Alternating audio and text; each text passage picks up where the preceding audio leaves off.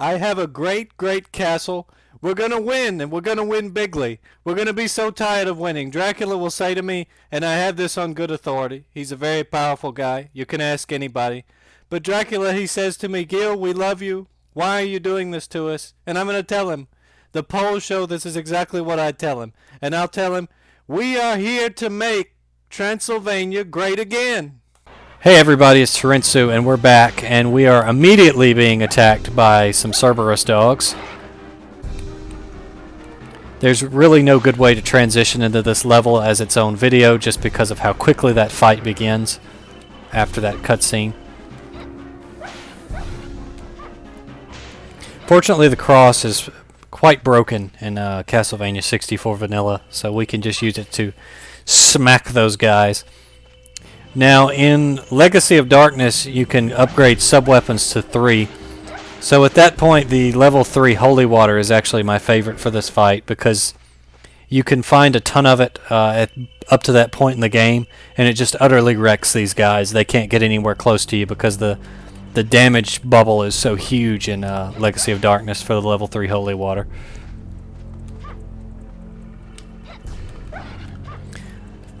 This one's really dangerous because he sprays fire. You basically just want to stay away and kill him as quick as possible before he can throw much of it.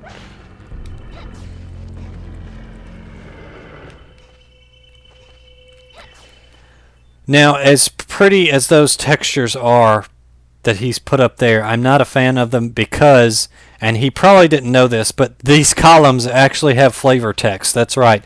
These completely, there is nothing on that column to make you think that you should run up to it and click it. But if you do, a mysterious image of a chimera guarding the mansion from evil. Yep, all of these. Now this one makes sense. A nude statue, some words are engraved on it. Between 12 and 1, meet me at the fountain. No one actually meets you at the fountain. What happens if you go to the fountain at that time is that there is a pillar in the... And see, that's interesting. That one's worn away, so it doesn't have it. So you have to go read that one to get that little tidbit. But if you go out here between that time, there's a little pillar right here. And it will actually raise up and allow you to get the goodies that are on top of the fountain. Now, there's nothing up there in Castlevania 64 that you would really need. It's pretty much just goodies like purifying, health items, that kind of thing. In Legacy of Darkness, you actually have to get up there at one point to get an item critical to complete the level. However, raising the pedestal is not done by time. You solve a brain-dead easy puzzle in the garden out there. I really like the inside of this area. This looks really nice.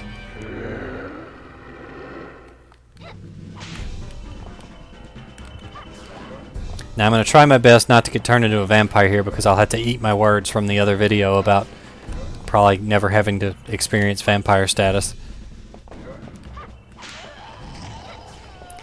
He also had a lot more health because it's nighttime. There's also flavor text on these windows, by the way.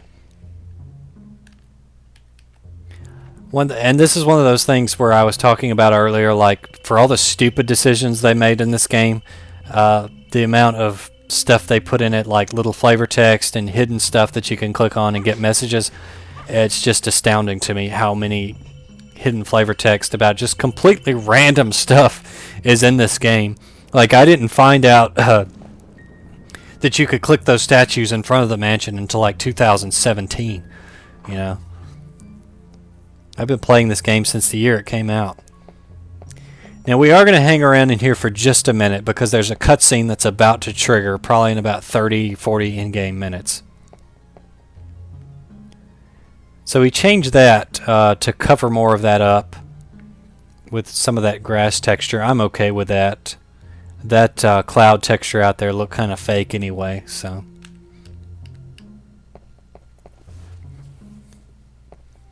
The order that you have to complete this level is kind of obtuse if you've never done it before, because a lot of it just depends on you being in the right place at the right time. Okay, so maybe it's another in-game hour. That's fine. We'll just wait. But like, basically you need to talk to Rosa. regardless. You have to talk to Rosa. Rosa mentions that a previous adventurer took the key to the archives. So to get the archives key, you have to talk to Charlie. However, because your character doesn't know to ask Charlie for the key, you must talk to Rose first. So it's best to time your approach so that when you start this level, you end up here.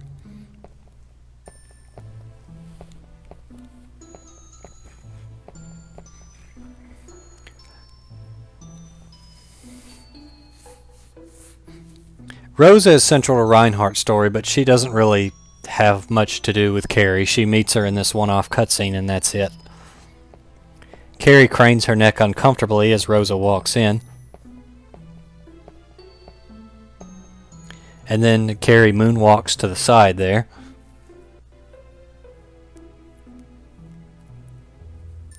As Rosa continues to stare blankly ahead of her, also not having to blink because she uses clear eyes. This video brought to you by Clear Eyes. For dry red eyes, use Clear Eyes. They've also added a nice little fleur-de-lis brooch to Rosa, which is a nice touch.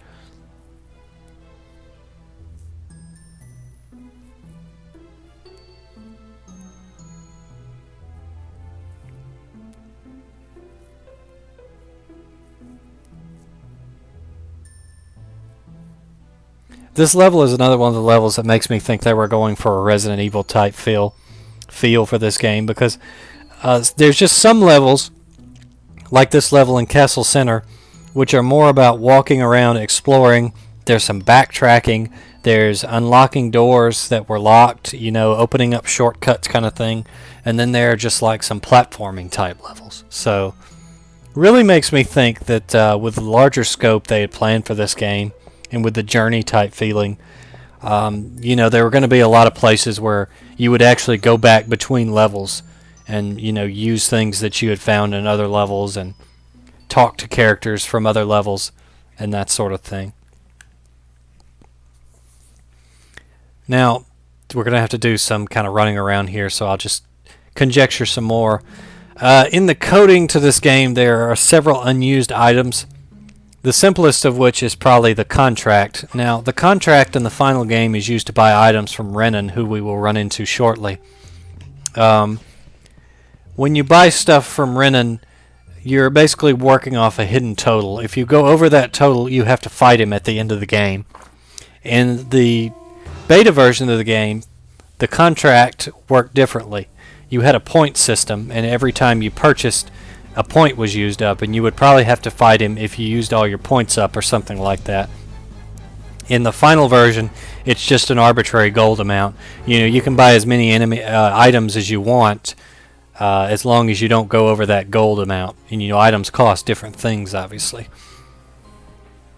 There's also in the game's code an engagement ring. Now, there's a brief spoiler here, so you may want to skip ahead a few minutes if you really don't want to be spoiled from a game from like 98, 96.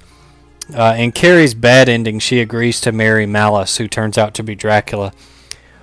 So that obviously implies an engagement ring, those sorts of things. That item can be hacked to be in the menu.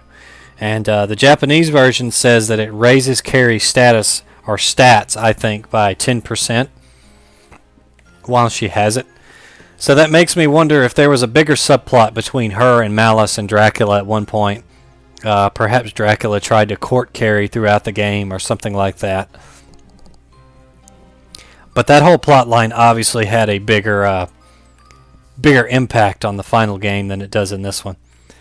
There's also something called incandescent gaze, and the item description says that it highlights the player's focus for a fixed period of time. I'm not sure what in the world that could be or what it's for. If we're operating off my wild guess that this game used to have stats, kind of like Symphony of the Night, perhaps it was something that you would use to increase your stats temporarily, to give you like a little power-up boost, kind of like Alucard has several items he can use in Symphony of the Night to power himself up temporarily. There's also an item called Potpourri, which was supposed to have cured a stone status ailment. In the final game, you only have vampirism and poison, but there was a stone ailment in the final. I mean in the beta version of the game. You can still actually access the stone status by hacking the hexadecimal value that controls your status, but it doesn't do anything. It just makes your character act like they're tired.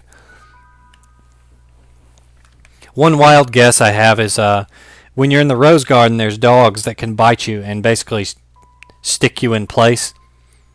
Maybe they were meant to petrify you at some point and your status would have changed at the top. But given that's only 1 point in the game, they probably said, it's not worth it.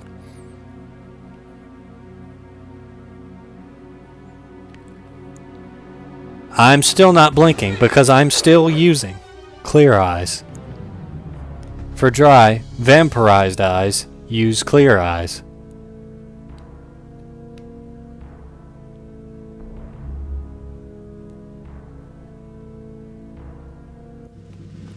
You ain't gonna taste nothing. Like most boss battles as Carrie, this vampire can be thwarted by running around aimlessly and spamming bolts. And I've been grabbed!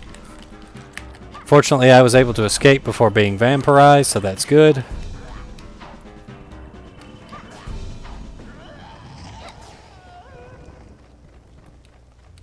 I'm not going to risk that because I want to keep the cross. I don't want to end up with an axe.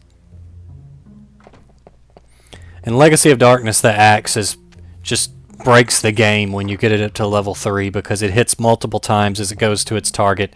It has insane range, and it causes a lightning strike when it hits the ground, which damages the enemy more. I'm swapping over to Holy Water because we're about to be pursued by enemies, and I'm going to use it to slow them down.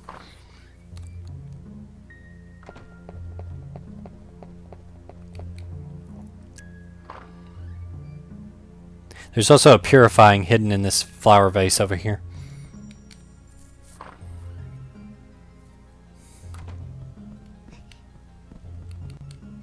I do think that this level was at least somewhat inspired by the Spencer Mansion, going back to this game was supposed to be more like Resident Evil theory.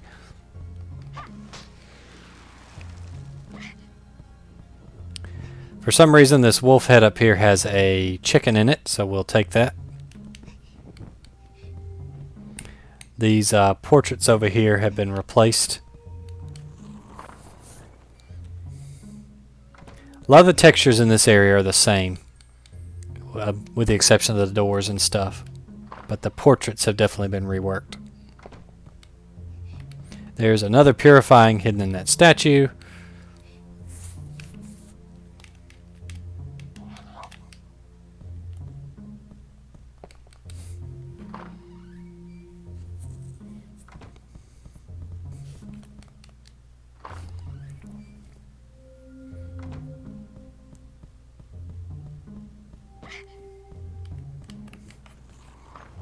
Now we're about to meet Renan. And I did this as a child. I've never been able to figure out how to do it again. You can actually skip the Meet Renan cutscene if you manage to get to the door before it starts, but I've only been able to do it one time.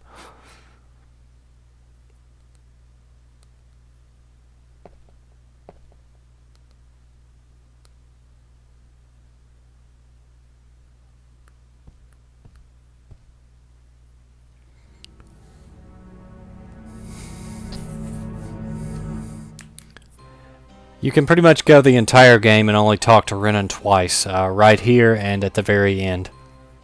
But you can buy items from him if you need them. On normal mode, you don't really need them because they just hide chicken and roast beef and other items literally everywhere. Hard mode is much different, and you probably will have to use Renan.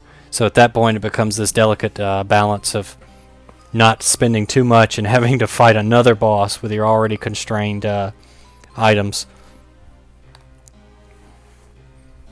In hard mode, basically, they took all the instances where roast beef appears and replaced it with roast chicken. They also took most of the places where chicken appears and replaced it with either red jewels or money. So basically, you have more sub-weapon ammo, then you have more money to spend on Renan to buy, roast beef and chicken. However, every gold that you spend counts toward the having to fight him counter, which means another boss battle to waste items on at the end of the game. So good on him. I think that's actually a really good mechanic there.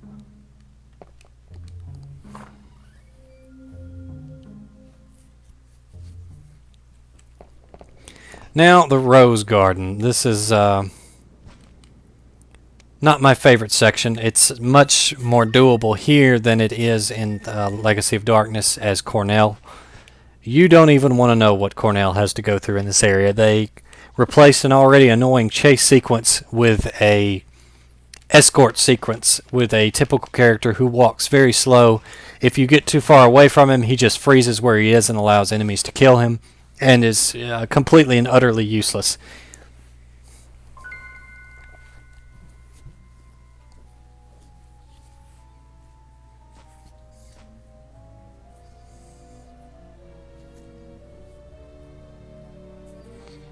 Malice also doesn't have to blink because he uses Clear Eyes. For dry, clear eyes, try Clear Eyes. Now available in Transylvania.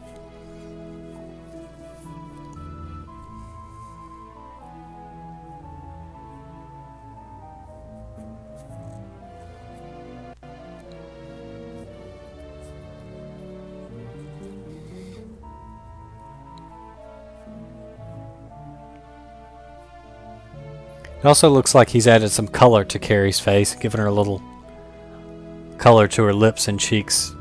I do think Carrie's face and head look really good in the retexture. I'm not quite sold on the gauntlet stocking things for her feet and legs yet. I mean her arms and legs yet. And then there's these jerks. I hate this part of the game. Although it's not as annoying in 64 as it is in Legacy of Darkness as Cornell.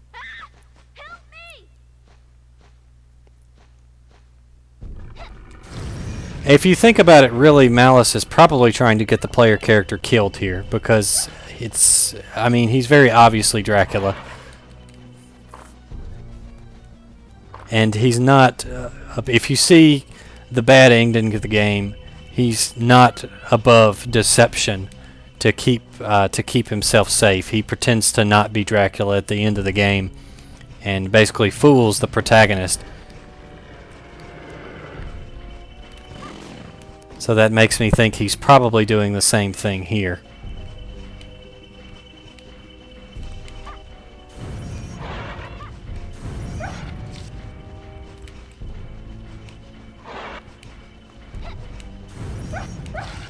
Malice actually takes a preset path every time.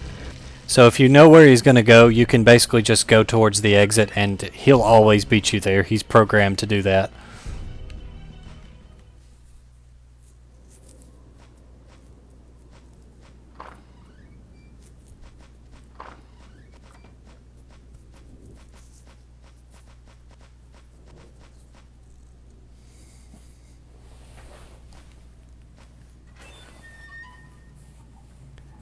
If you'll notice, Carrie's face looks in the wrong direction there when she opens the gate. They actually fixed that in the Legacy of Darkness version of this cutscene. Her head looks at the gate and then looks at Malice. It doesn't just go flying at that uncomfortable 90-degree angle down towards the ground there for whatever reason. Now there's two ways you can go about this right here. You're going to have to do some walking either way. You can actually get this key over here and then go back through the mansion and then go take the copper door, or you can go back through the maze garden, which is a little faster. I think since the last time I did this Let's Play, we did it through the mansion route, so we're going to take the dangerous route this time.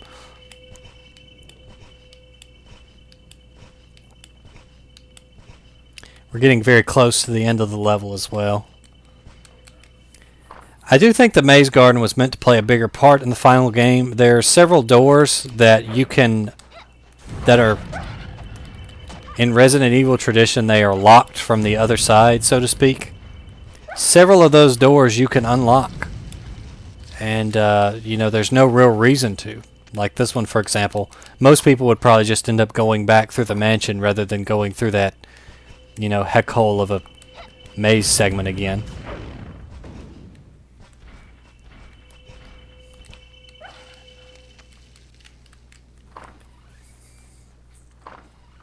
This little area is also kind of strange. I don't wonder if there was supposed to be something else back here at one point. This is another one of those doors I was talking about. That door is locked from the other side. If you open that door, it puts you back into the maze, but once you've reached this area in Castlevania 64, there's zero reason to go back unless you just want to collect items. So I don't know if it was just kind of a weird design decision, or if it's some more stuff that goes back into, they had planned more for this game, so at some point you would have wanted to come back through this area, and so you would have unlocked the door to make it easier. Not sure.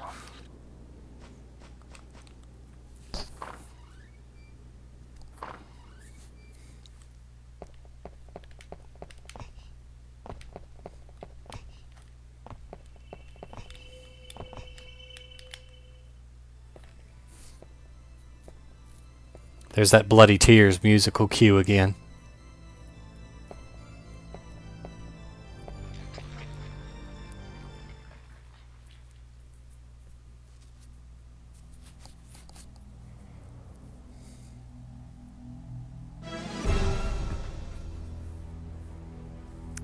That sprite's been completely redone.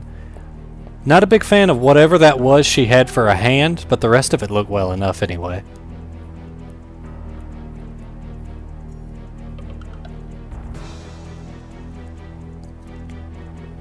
Just a reminder that Carrie doesn't have to blink because she uses clear eyes. For dry red eyes, use clear eyes.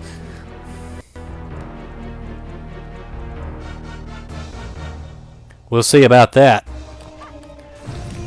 This vampire is very similar to the other ones you fought in the level. He does do some juking around.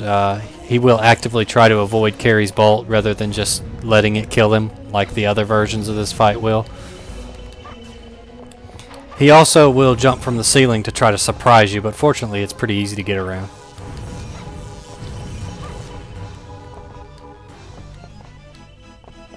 We're also fighting him during the day, so it's much easier and he has much less health.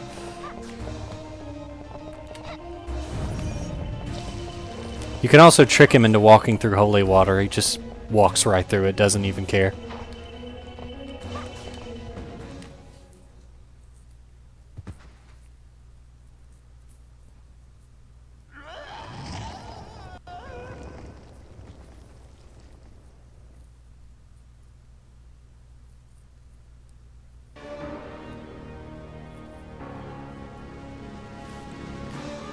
Yeah, I'm not really sure what that is she has for a hand.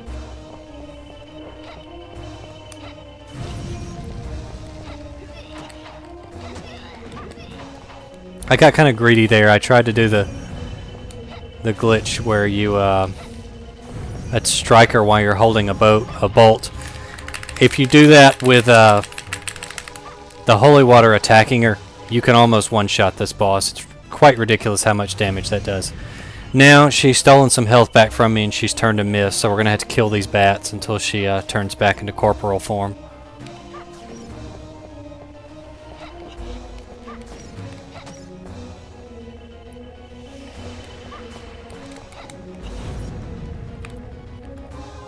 And it's also getting close to nighttime, so we want to kill her before it gets nighttime and she gets a little stronger.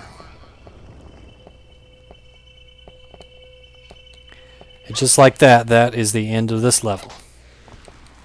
We'll grab the last of these items here. Most of them aren't worth having, but we did expend quite a few red jewels in this level, so we want to get those back.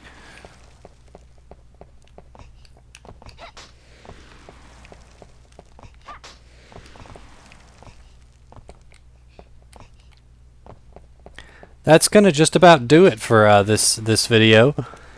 Next, we'll be heading into the underground walkway. So thanks for watching. I appreciate it. Be sure to hit that like and subscribe if you want to. This is Terensu signing off, and we'll catch you next time on the Underground Waterway.